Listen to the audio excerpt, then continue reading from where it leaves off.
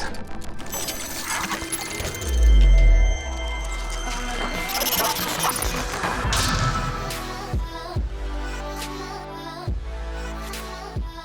Welcome back, guys, to another Clash Royale video. Today we're taking a look at a free-to-play Hog Deck for getting to and winning inside the Legendary Arena. And this video was requested by some of my viewers, so if you guys have a video request, make sure to let me know in the comment section below. But here's the deck itself if you want to go ahead and copy it. I've got 3 replays to share with you guys today, and then we're going to finish off with a live battle. So today's video is going to be a bit longer than normal. If you guys enjoy that, make sure to show your support by hitting that like button. But let's go ahead here and take a look at some of those replays. So here we are, guys. Now my opponent is going to start out by playing the Elixir Pump first, but unfortunately, I have probably the worst starting hand that I could have with this deck. I had the Fireball, the Ice Spirit, the Zaspal, the Goblins, as well as the Cannon. So there's literally nothing I can do to try and punish my opponent for playing that pump, which is really unfortunate because whenever you're facing somebody that is using an Elixir Pump, you always want to try and punish them for placing that pump. If you don't, then you're at a huge disadvantage, and you're going to be playing catch-up through the rest of the battle. You're not only going to be feeling it for the next 30 seconds or so, you're really going to be feeling it for the entire duration of the battle, as you'll be off-cycling and trying to catch up from that Elixir advantage that your opponent gained in the beginning of the battle. So this battle goes into extreme late overtime because of the bad starting hand, but I wanted to point that out to you guys because the next replay is the exact opposite. My opponent uses the pump first, but I have a perfect starting hand, and I want you guys to see the difference between having a great starting hand and having a terrible starting hand. So pretty clutch defense right here, using that Musketeer to take out the Giant Skeleton, the Valkyrie in the back taking out all those archers, and the Cannon Goblin combo taking out the Giant. And like I said before, because of my bad starting hand, I'm pretty much stuck playing defensively throughout the entire duration of this battle, and it's only until the last couple of seconds into the overtime that I actually win. Now my opponent here, gonna go ahead and place down another pump in the top right corner, but I don't really have an ideal pushing hand, so I'm gonna try a Hog Rider Musketeer push. My opponent unfortunately has those level 11 Barbarians, and I don't have my Fireball available, so the Hog Rider gets it to the tower, gets a couple hits off, but I'm going to go ahead here and use the Ice Spirit to freeze those Barbarians and allow the Musketeer to win that trade, and that way I won't have to play any additional troops to protect my tower from those Barbarians. So his tower is sitting at 1800 health, both of my towers sitting at pretty much full health. Actually, they are 100% full health, but my opponent is putting on the pressure here on the right-hand side with a Giant Archer's minion push. So I'm going to go ahead and use the Cannon in the middle to distract the Giant, and then use the Fireball to take out all those minions, as well as the Valkyrie in the back. And throughout the next 2 minutes or so of this battle, my opponent keeps doing the same pushes over and over again. We pretty much just keep cycling, him pushing with the Giant, and me defending, and it's just the same thing over and over and over again. So Ice Spirit going down here, freezing all those Barbarians, allowing my Musketeer to take him out. My opponent coming in once again with a Giant on the right-hand side. Gonna go ahead and use the Cannon to distract it with the Valkyrie in the back, once again to take out all those archers. And like I said previously, my opponent is doing the same pushes over and over, and I'm just going through the same process of defending with the Cannon in the middle to distract, the Valkyrie in the back to take out the support troops, etc, etc. Now, I know what you guys are probably thinking about this deck. It's pretty much a Hog Trifecta deck without the Poison Spell, without the Elixir Pump in there, and to that I will say yes, it's very similar to a Hog Trifecta deck.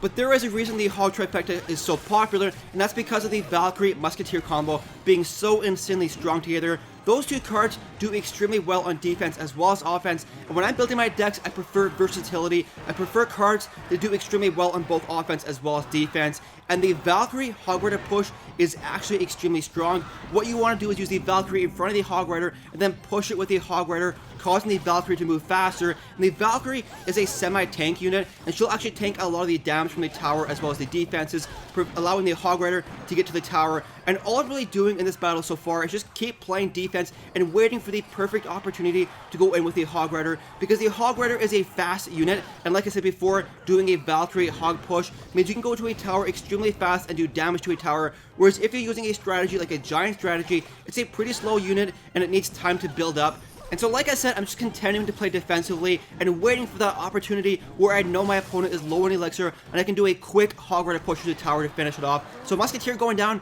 damaging that Princess, and right here guys, I'm going to start setting up a push pretty soon on the left hand side. So Hog Rider Goblin push going down, I know my opponent has the Barbarians to counter, so doing a preemptive Fireball, taking out all those Barbarians, allowing my Hog Rider to make it to the tower with the Goblins finishing off, giving me the 1 crown victory with only a couple seconds left in the battle. Let's go ahead here to the next replay.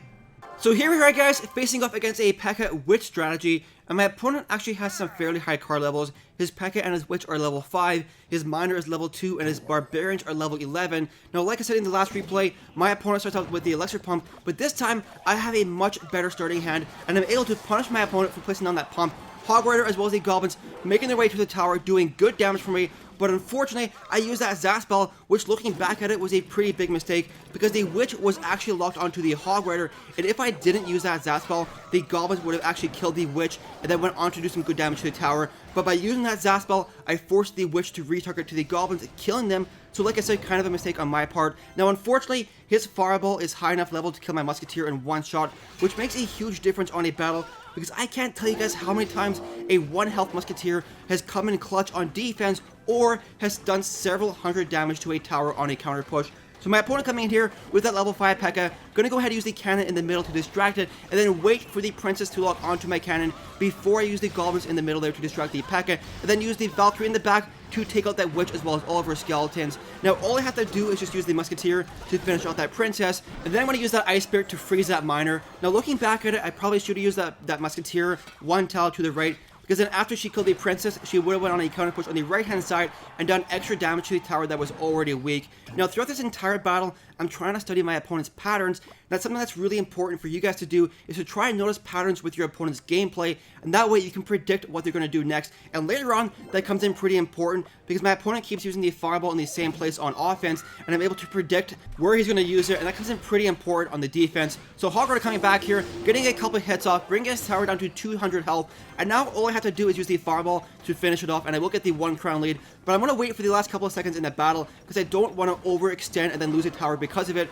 So I'm going to go ahead here, use the cannon in the middle of my base, then use the fireball there to take out all the barbarians and finish them off with a Valkyrie. And like I said, my opponent keeps using that fireball in the middle of my base to take out the cannon. So next time he does a push, I'm going to try and bait out the fireball with maybe a musketeer, and then wait till he uses that fireball before I use the cannon. So my opponent coming in here with a witch as well as the princess in the back. Going to go ahead and use the goblins there to finish off the miner. Cannon going down with the musketeer as well as the Valkyrie there to take out all of the barbarians. Now unfortunately, my Valkyrie is only level 7, which is pretty underpowered versus level 11 barbarians. So she does die. If she was level 9, which would be balanced against those level 11 barbarians, she would have killed them all and then went on to kill the princess. But like I said, right here, using that musketeer in the middle of the base, waiting for my opponent to use that fireball, and then I'm going to use the cannon to further distract that P.E.K.K.A. And he doesn't do any damage to my tower with that P.E.K.K.A. throughout the entire battle. Going to go ahead and use the Valkyrie to take out the miner, and we only have a couple seconds here. I'm just going to use the Hog Rider just for fun here to try and put on some pressure, because I know I can cycle to my fireball if I need to. So right here, waiting for that fireball to come up, it's going to come down in a couple of seconds,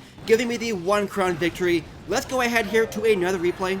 So here we are, guys, and this battle was actually pretty insane. My opponent is using a P.E.K.K.A. double prince strategy, but he has some fairly high card levels, including a level 6 P.E.K.K.A., level 5 princess, and a level 12 minion horde.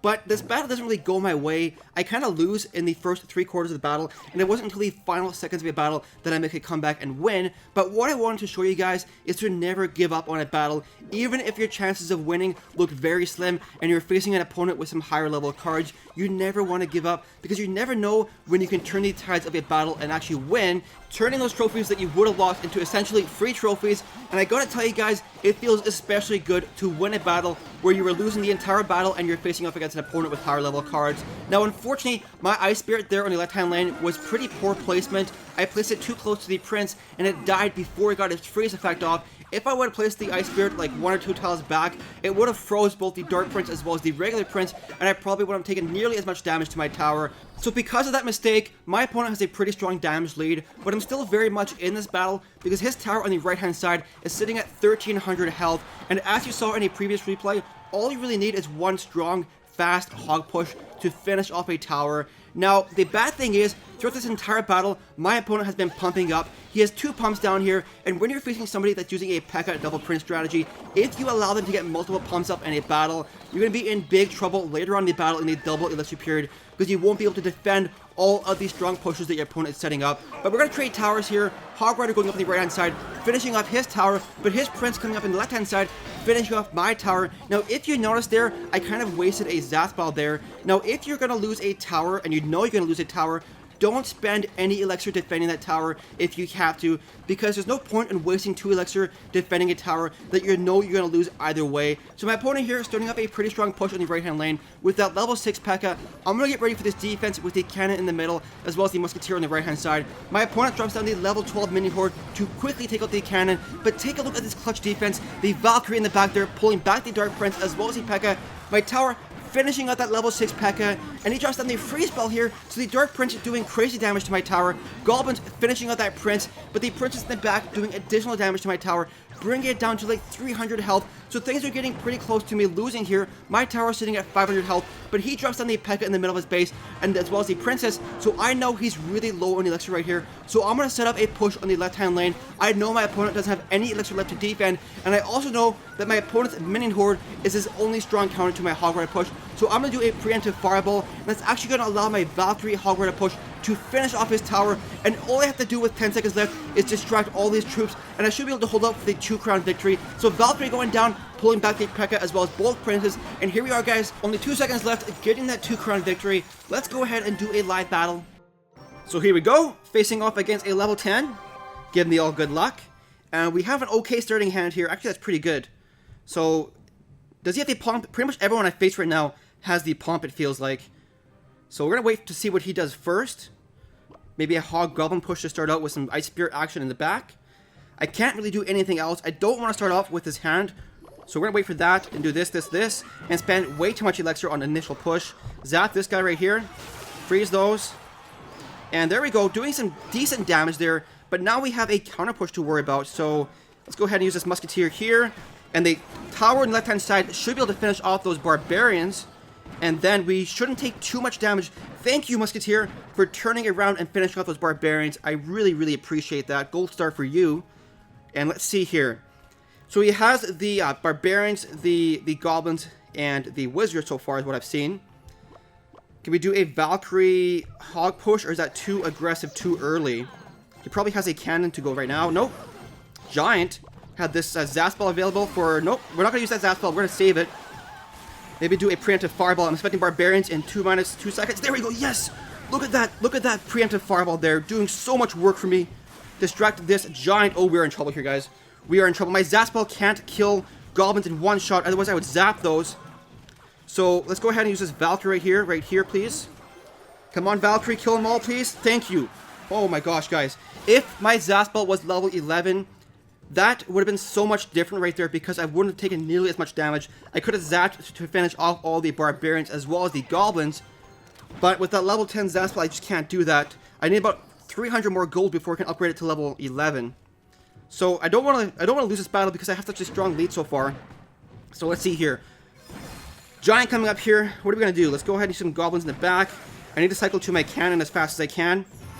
Cannon right here. And Valkyrie back here. Freeze that. So there we go. Have this fireball available for whatever. All I want to do, guys, is to play defense, and I should be able to hold out for the victory. Let's fireball that. Weaken the wizard. And I'm expecting a minion horde soon. Does he even have the minion horde? I don't know why I said minion horde, but let's go ahead, do this with a cannon right here. Zap this to finish that off with the Valkyrie in the back. There we go. And let's use some Goblins right on top of that Princess to finish her off. And that's the benefit of having a tower down already, is you get such a strong offensive advantage because you can drop troops behind their pushes.